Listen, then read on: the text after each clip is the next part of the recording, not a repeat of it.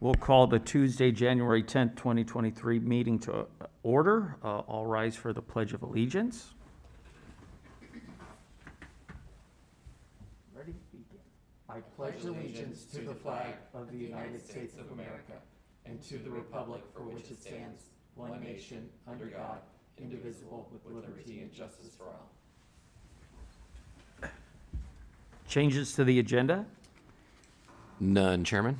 Roll call, please. Chairman Saylor, Here. Vice Chairman Jacobs, Commissioner Helmar, Here. Commissioner Pruitt, Here. Commissioner Stoppenbrink. Under Government Code, public comments under Government Code 54954.3, members of the audience may address the commission on any item of interest to the public or on any agenda item before or during the commission's consideration of the item. State law prohibits the Planning Commission from acting on non-agenda items. Seeing we have no one in the public, we'll move right along. There are no items under information and consent calendar. We have one item under public hearings.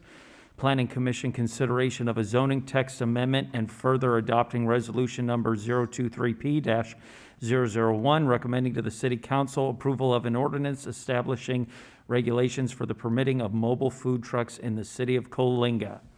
Sean. Thank you, Commissioners, Chairman. Tonight is kind of a culmination of several discussions regarding the permission of food trucks in the city. And so back in June, the City Council directed staff to start working with the Commission on developing kind of a regulatory framework for permitting food trucks within the city beyond kind of the resolution that was adopted by the council, kind of allowing them in the public parking lot and then also in some of these other commercial locations that were kind of approved on kind of a case-by-case basis by the city manager. So in July, the commission met. We had some discussion regarding setting that regulatory framework and kind of setting the guidelines for permitting, locations, time. And so then in September, once we had that meeting with the commission, on September 15th, staff presented that breakdown, those bulleted kind of items that we discussed, and the council concurred with pretty much everything. There were no changes that were made by the council at the meeting. So what's being brought back to the commission as a draft ordinance is essentially what was presented to the council and pretty much mirrors what we discussed.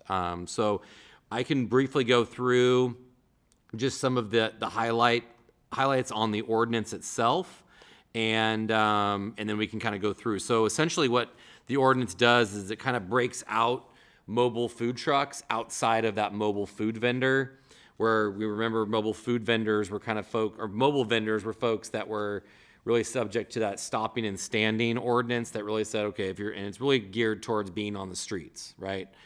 And then also what's carved out of there is our sidewalk vendor ordinance, which sidewalk vendors were tied to that prior to the state statute back in 2019. Then we had to pull out the sidewalk vendor ordinance, and we created a new ordinance, which is a new section in the code, 9-5.130. So now we have a mobile vendor, and then from that, we now have a mobile food truck, which we have the definition now of a mobile food truck, which is differentiated than a mobile vendor. And then what we did is we cleaned up the mobile vendor language. So under the mobile vendors and food trucks, what I did for creation of the ordinance was put it all in section 9-5.116, but break out mobile vendor regulations and mobile food truck regulations. So you'll see you've got basically A, which is the purpose, which, it's peddlers, solicitors of defining standards for these vehicles for mobile vending, peddling, and also food trucks. And so in section B, it talks about the standards for mobile food vending, which is, the 1,000 feet away from a private school or regular school. You got the certain length of the vehicle, the time frame, those types of things. So that's very consistent with what was already in the code. But I was trying to take out the little nuances that may have been contradictory with the food trucks.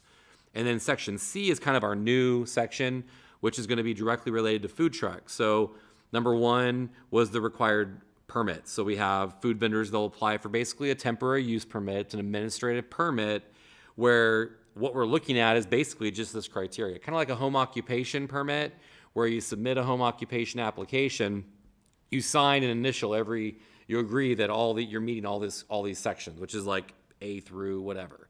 And so, and then we issue a permit for a home occupation as long as it meets that criteria. Very similar when it comes to this type of permit, but there's just, you have to obviously show where, if you're gonna be located on a commercial property, where you're gonna be located, making sure, we'll have to maybe look at the sites to make sure that they're kind of, what they're telling us is the same as that's there. So the permit is basically just a temporary use permit.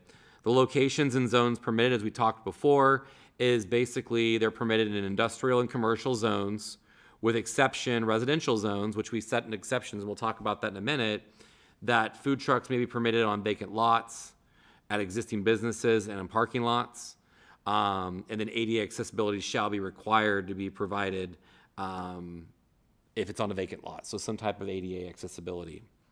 And then hours of operations, we were talking about 7 a.m. to 10 p.m. with any extensions that would be granted by the city manager if they have a reason to. And that could be based on maybe they're in an industrial park. Well, they want to go a little, going past 10 o'clock is probably not a good example, but maybe in the downtown area and they want to be open, or maybe there's an event going on downtown and there's going to be more people out. They want to be open later on a weekend. Those are things that we can probably take into consideration when it comes to that. And then basically talking about it being self-propelled and self-efficient, self-sufficient, water, sewer, gas. We're not going to provide them water, sewer services, power, anything like that. It came down to the 540 square feet or 3 parking spaces, whichever is less. That was something we talked about, that it can't be in a handicap parking space. The council did concur that no alcohol would be permitted, so there's no alcohol permitted at the food truck locations. No sound systems are allowed, so there should be no music. And then basically the food trucks for signage, basically 1 sandwich board sign and no more than 24 square feet, which I think when we looked at different ordinances, that was kind of consistent with some other ordinances. Tables and chairs and umbrellas would be permitted. And just basically has to be, but it still has to be allowed within that space that they're permitted. And then with basically 1 visible trash can. Food truck operators shall regularly pick up, remove, and dispose of any trash within that area, and basically within 200 feet of the vendor's position. So they got to be kind of a steward of their area. So, you got maybe a lot of students that are going to come out for lunch and they're going to, you end up having trash down the street a little bit. They need to be stewards of that and realize that they're generating that trash, even though students they may not be responsible, or they're dumping that trash. At least make sure they're being stewards of that. If it becomes a problem, we can either address it. Maybe there's trash cans that we can put in certain locations that might help with that as well. So it's just something of just being a good steward of the area. And then we would talk with the Mid-Valley about potentially getting trash services. We have to figure out how that works. There might be some logistics with how they would get you, because they're not doing full utilities. So we may have to look at how we look at the utility accounts for that too. Because I know that right now, if you sign up for services, you're required to get all the services. So it's a matter of how do we maybe do a solid waste for these types of businesses where they're not tied to any services. So, and then basically another just kind of a thing on here, temporary use permits will not be issued if there's pending code enforcement. So when I get an application, I'll ask code enforcement, hey, do we have any pending code enforcement violations or open letters on this parcel? If that's the case, the owner would need to basically resolve those issues before we would issue a permit for that parcel.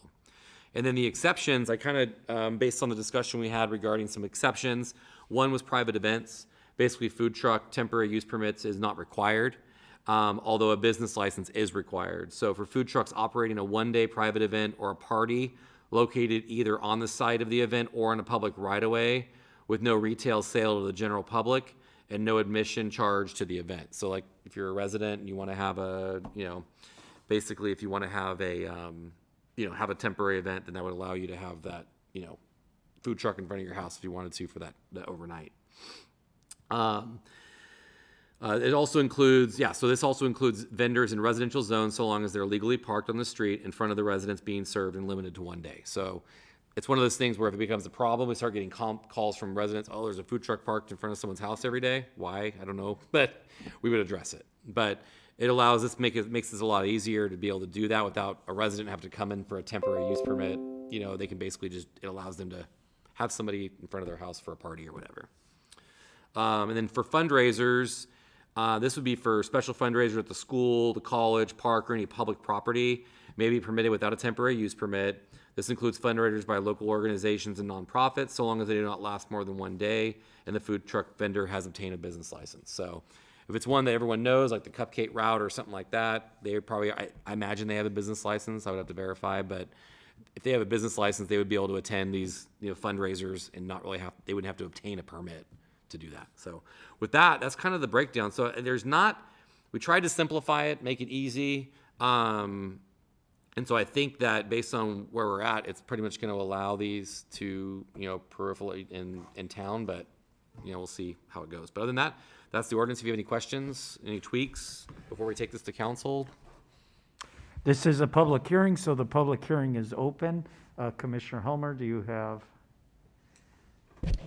Yes, I want to talk about the trash, because we talk about having a trash container or something for both the mobile food vendor and the food trucks. Yeah.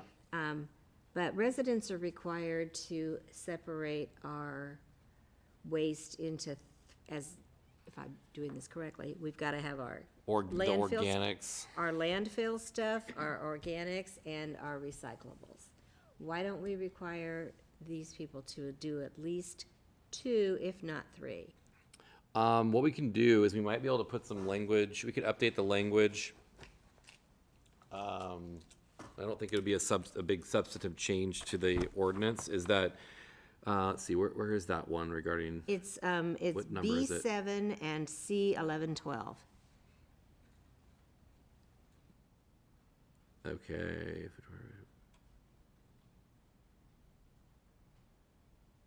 Okay, so we can, let's see, so that kind of leaves it open where if they have trash, they're going to have to meet they'll have to meet the requirement for solid waste. So if they are a commercial business, that will in fact, because it doesn't say that it has to be only one trash can.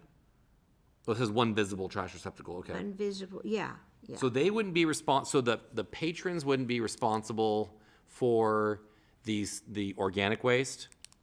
So I would have to talk to Mid-Valley to find out how that works. So the one visible trash can would be for, them to have trash. Now, we could say they could have one trash, one recycling, but I'm thinking as a vendor, they're going to get one to-go container. They're going to sit down and eat. It's going to go into one trash can. They're probably not going to separate it.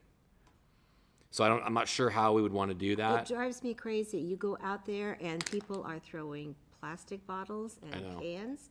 And we could easily, I think, if we required them to have it, maybe slowly over time, change people's behaviors.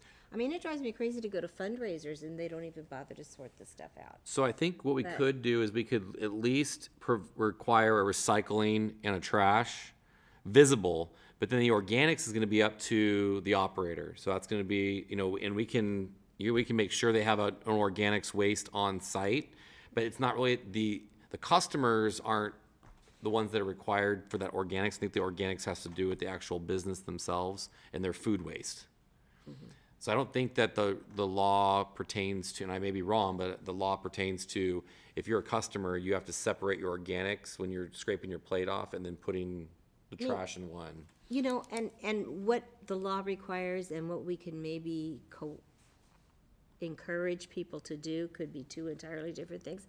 But there Yeah. are a lot of restaurants or a lot of fast food places that at least, Starbucks has 2 things. You put the stuff that's got the gunk in it here, and then you put the stuff that can be recycled here.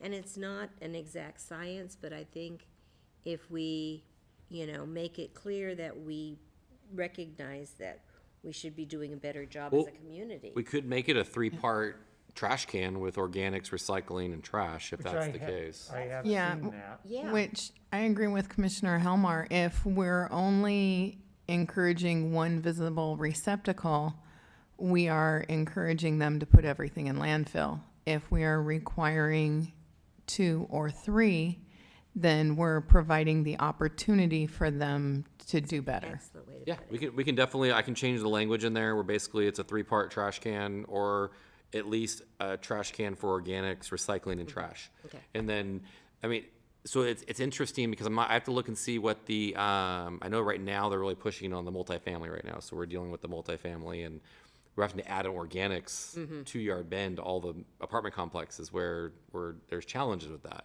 And obviously the residents have their little plastic bins that we've received from Mid-Valley, but yeah, we can definitely put it in there. What? And- What?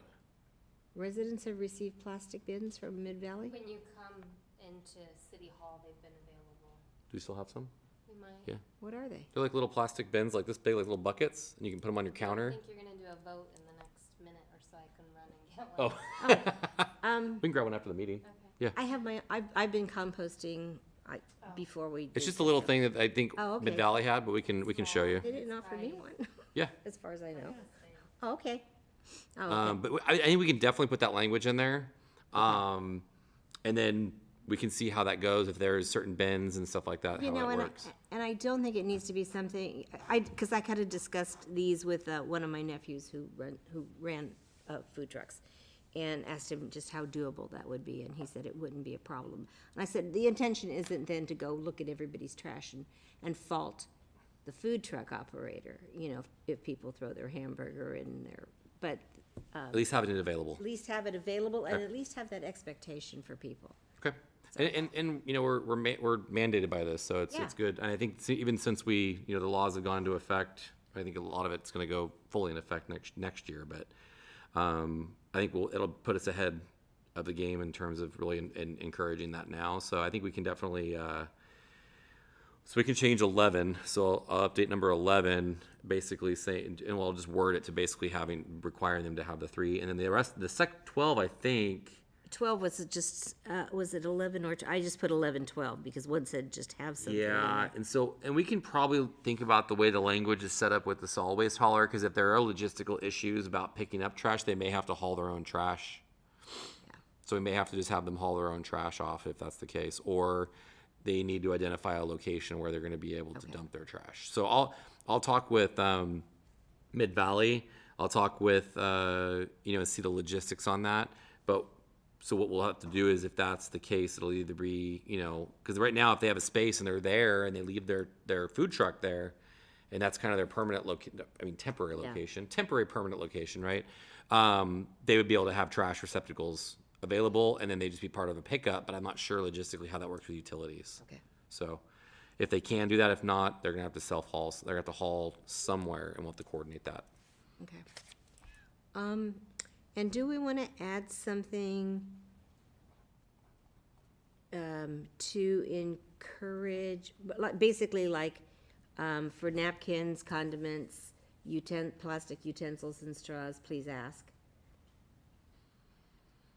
I mean, don't we have, I know there are certain localities that have like, you have to ask for a straw in order to get one. I mean, we might even have that here too. I mean, But- I don't know if it's something we want to specifically put into this type of ordinance, or if that's something that would be more of a kind of a larger policy that maybe the council would have to consider, or maybe kind of look at, if that's what they're looking at in terms of requiring that. I mean, it's definitely something, if the commission wants to pursue that, we can make that change and make the recommendation to the council if they want to do that. It's just kind of up to you guys if that's something you guys want to make a policy, because we don't require that for other businesses. So it's kind of that thing where we're requiring it for food trucks, but we don't necessarily require it for any other, you know, We don't restaurant. require a restaurant to, here in town to ask us if we want a straw? No. Okay, because there are some, I think that's state law now.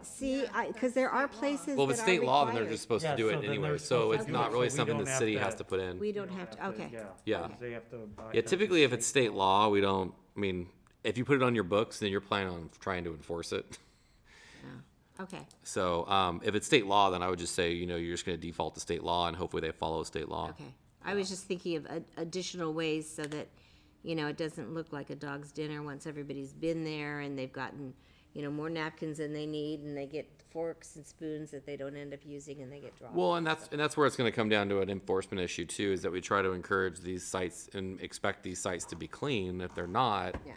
then that's when it becomes an issue. And having an administrative permit, it's very easy to revoke that administrative permit based on complaints and code violations.